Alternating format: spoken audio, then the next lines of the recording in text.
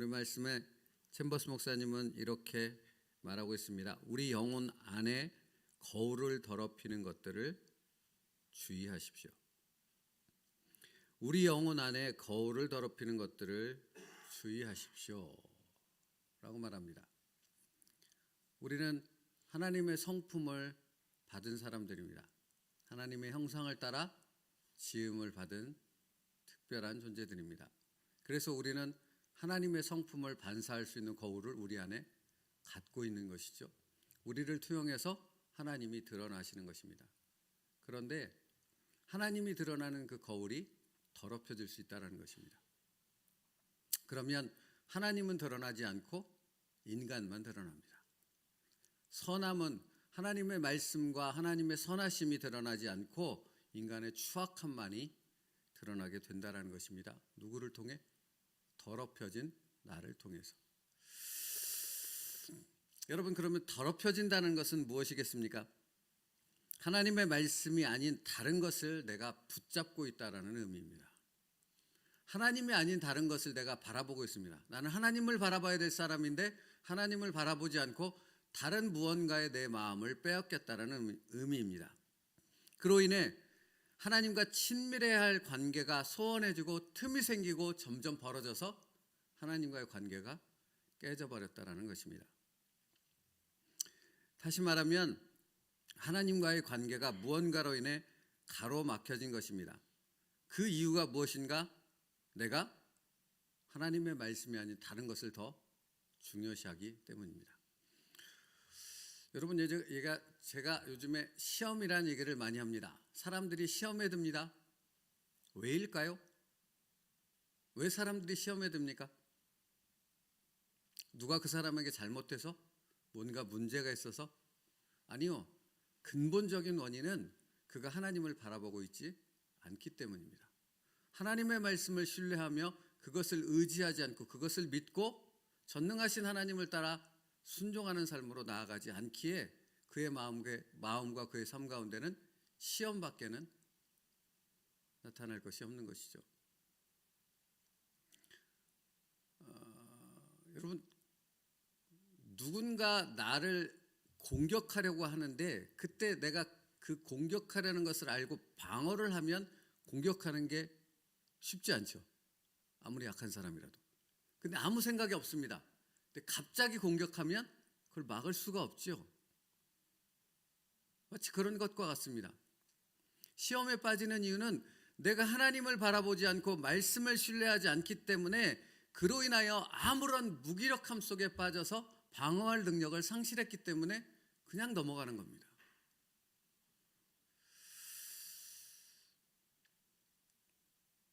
영혼 안에 거울이 더럽혀진다는 것은 내가 하나님을 바라보지 않기 때문이며 하나님의 말씀 아닌 다른 것을 내 안에 허용했기 때문이며 그로 인하여 하나님보다 더 커 보이는 다른 것들이 나를 짓누르고 있기 때문에 그런 것이라 하는 것입니다.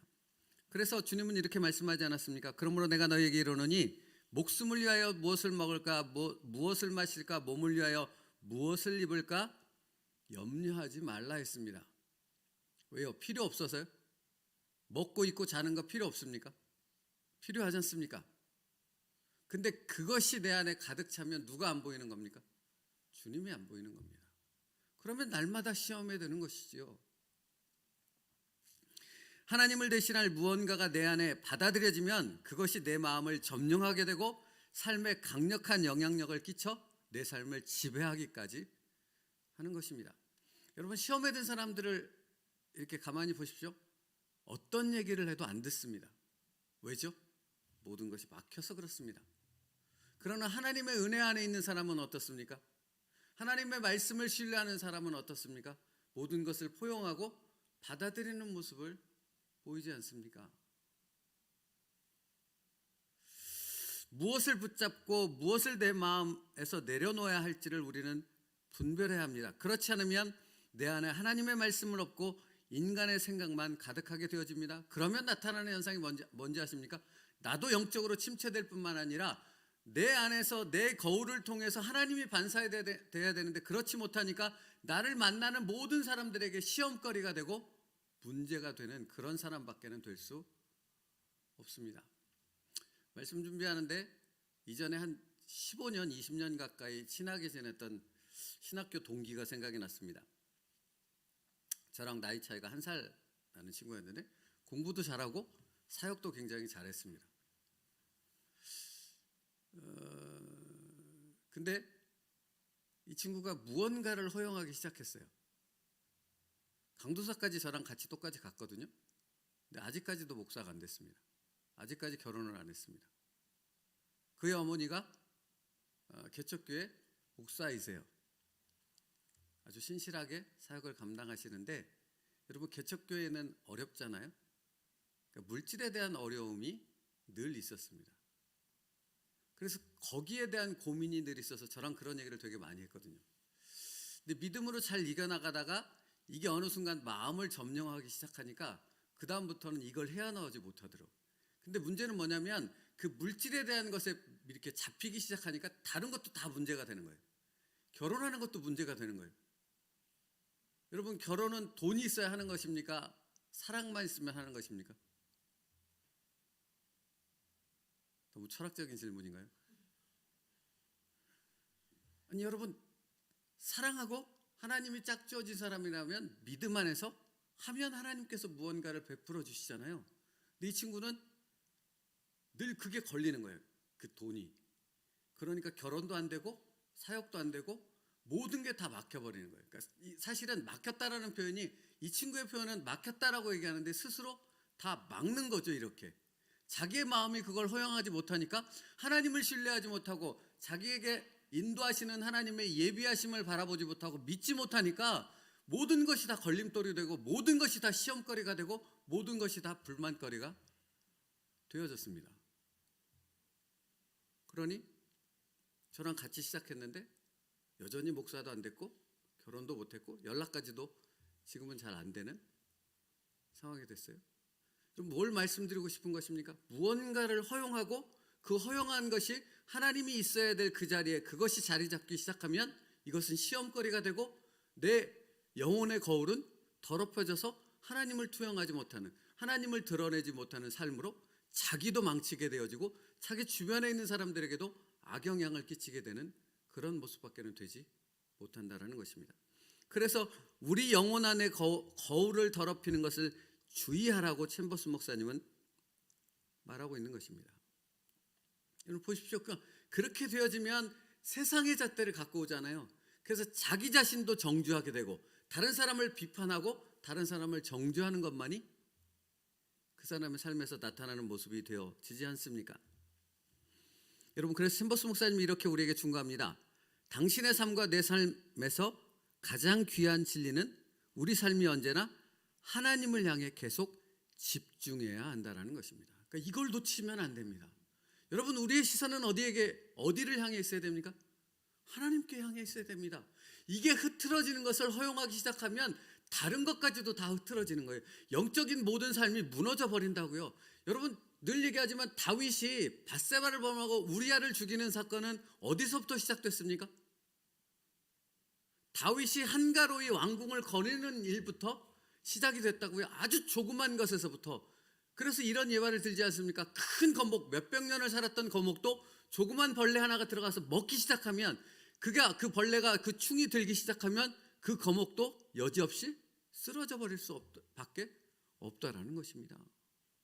우리도 마찬가지입니다.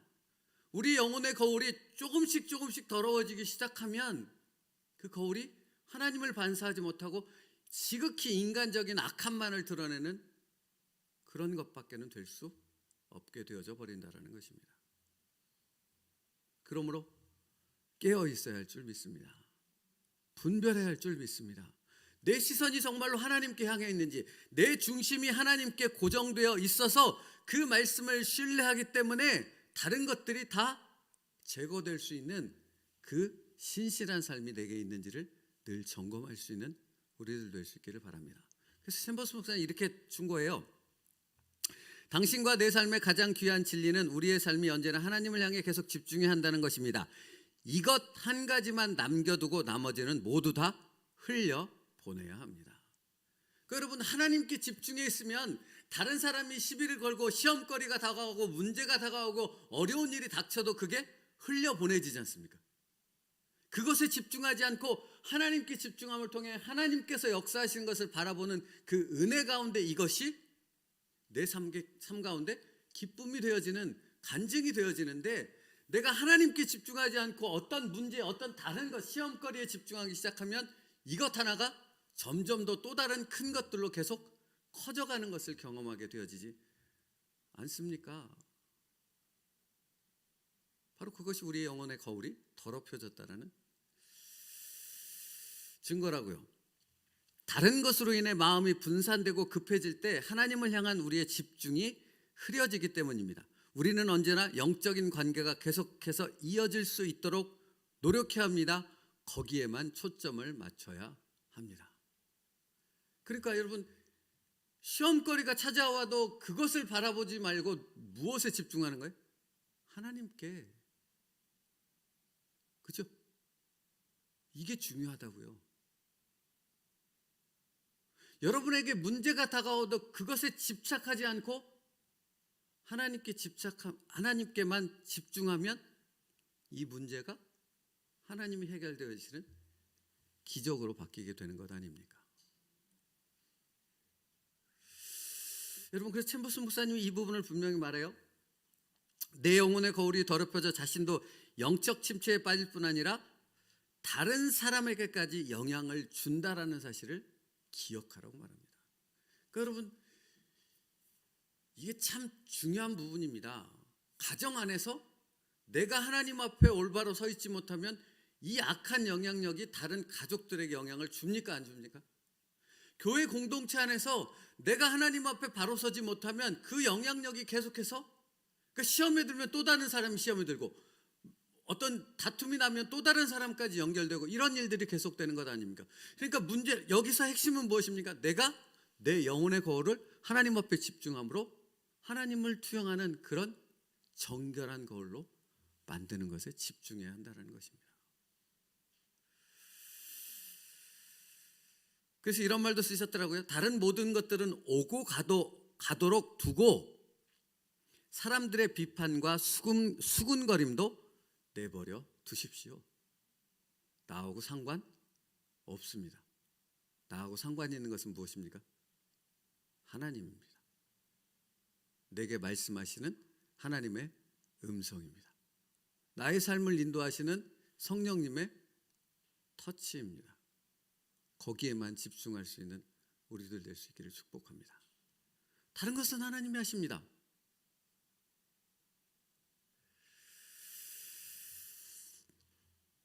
그러므로 여러분, 우리에게 가장 중요한 것은 말씀과 기도인 줄 믿습니다. 말씀과 기도의 자리에 나오라는데 그것을 거부하고 있는 것은 하나님께서 하나님을 향한 나의 시선이 다른 것을 향하고 있다는 증거가 되는 것이죠. 오늘도 말씀과 기도 안에서 승리할 수 있는 우리들 되기를 축복합니다. 하나님께서 우리를 인도하실 줄 믿습니다. 기도하겠습니다. 살아계신 하나님, 감사합니다. 오늘도 하나님 앞에 하나님의 말씀을 붙잡고 하나님께만 집중하는 그런 하루가 되게 하여 주시옵소서. 그 하나님으로 인하여 우리의 삶의 모든 것이 분별되게 하여 주옵시고, 그 하나님으로 인하여 시험거리와 문제거리가 찾아와도 그 모든 것들이 하나님의 은혜로 뒤바뀌는 역사가 있게 하여 주옵소서. 우리의 시선은 오직 하나님만을 향하게 하여 주시옵소서. 예수님의 이름으로 기도 올리옵나이다. 아멘.